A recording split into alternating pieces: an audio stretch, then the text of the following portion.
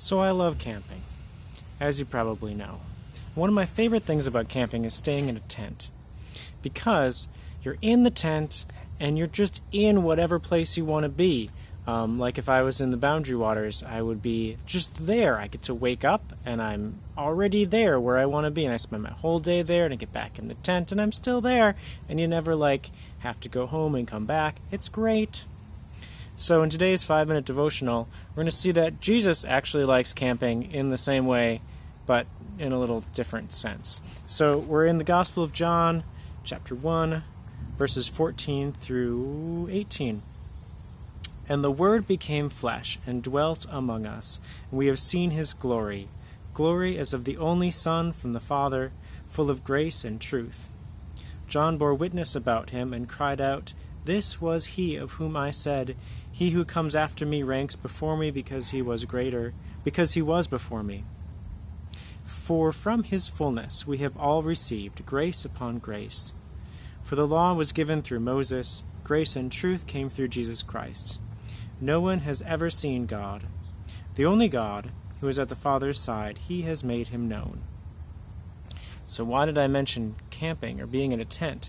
Well, the Word becoming flesh, and this is where we get that big reveal of who this Word is that we've talked about through the beginning of the chapter here. The Word is Jesus, and he became flesh and dwelt among us.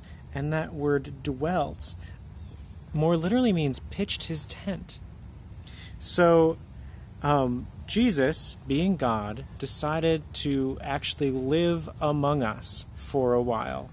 Just like how I love camping, he wanted to be with us the whole day, not just visit every once in a while, but live his life, pitch his tent among us. So this also has some cool references to the Old Testament. If you've ever heard of the tabernacle, there was a big tent which used to be where the Hebrews would worship when they were moving from place to place before the Promised Land. And God dwelt there in fire and smoke.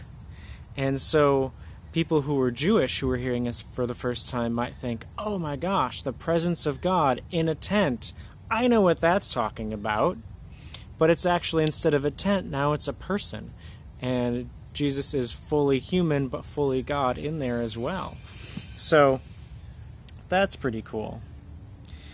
And this goes on to say that the law was given through Moses, and grace and truth came through Jesus Christ. So the law being those good rules about how to live that none of us are able to totally follow. But God gave Moses a bunch of ways that are good to live. But that doesn't work out so well because we can't keep them. And so grace and truth come through Jesus Christ.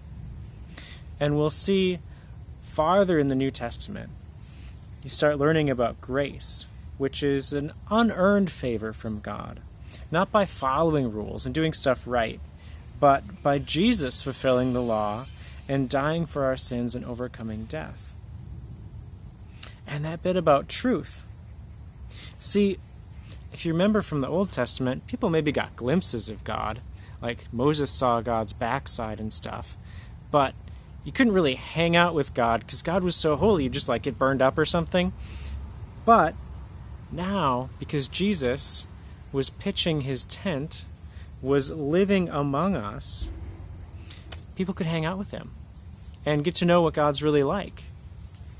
And that's what we're going to be doing as we go through the Gospel of John. We get to see what living and hanging out with Jesus was like and how that shows us who God is like.